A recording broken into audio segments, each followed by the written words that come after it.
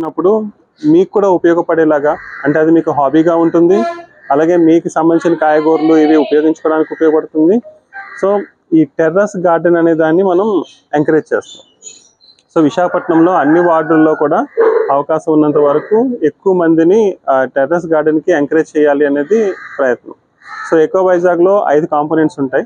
అందులో echo clean అని ఒకటి, ఎకో గ్రీన్, ఎకో బ్లూ అని, ఎకో జీరో పొల్యూషన్, అలాగే ఎకో జీరో ప్లాస్టిక్. సో ఇందులో ప్రతి కాంపోనెంట్ కూడా మీరు ఆల్మోస్ట్ టచ్ చేస్తారు.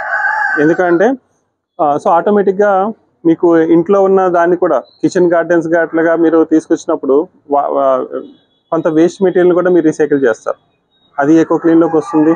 అలాగే మీకు ఉన్న వాటర్ని కూడా అవకాశం ఉంటే ఫ్యూచర్లో రీసైకిల్ ప్లాన్ చేయొచ్చు.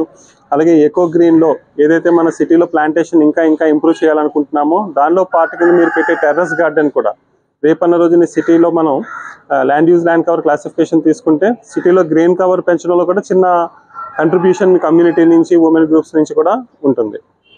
సో అలాగే మనకి నేషనల్ క్లీన్ ఎయిర్ ప్రోగ్రామ్ కూడా మనం ఇంప్లిమెంట్ చేస్తున్నాం. నేషనల్ క్లీన్ ఎయిర్ ప్రోగ్రామ్ ఏంటంటే ఈ సిటీలో ఎయిర్ పొల్యూషన్ లెవెల్స్ని తగ్గించాలి, ముఖ్యంగా పార్టికులేట్ మ్యాటర్ని 20 to 30% తగ్గించాలి. దానిలో కూడా మనకి ఈ ప్లాంటేషన్ యాక్టివిటీ అట్లీస్ట్ కొంత పోర్షన్ మనం సిటీ అంతా కూడా అందరూ ప్రాక్టీస్ చేసినట్టే ఉంటుంది.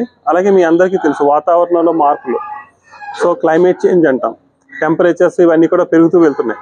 సో ఇలాంటి పరిస్థితుల్లో ఎప్పుడైతే టెర్రస్ గార్డెన్ ఉంటుందో సో కొంతవరకు హీట్ ఎక్కకుండా కూడా మనం ప్రయత్నించిన వాళ్ళు అవుతాం. ముఖ్యంగా తీగలు అవి, దాంతోపాటు ఫుడ్ అంటే వెజిటేబుల్స్ కానీ లేకపోతే మెడిసినల్ ప్లాంట్స్ కానీ ఇలాంటివన్నీ మీరు పెంచినట్టయితే సో మీ అందరి ఇళ్లలో కూడా మీరు టెర్రస్ గార్డెన్ ప్రాక్టీస్ చేసి అది మీకు ఒక హాబీగా పెట్టుకుంటే అది జీవీఎంసీకి మన సిటీకి ఉపయోగపడుతుంది. అలాగే మీరు చేసి మీ చుట్టుపక్కల ఉన్న వాళ్ళందరినీ కూడా ఎక్కువ మందిని ఎంకరేజ్ చేయాలని చెప్పి మిమ్మల్ని కోరుకుంటున్నాం.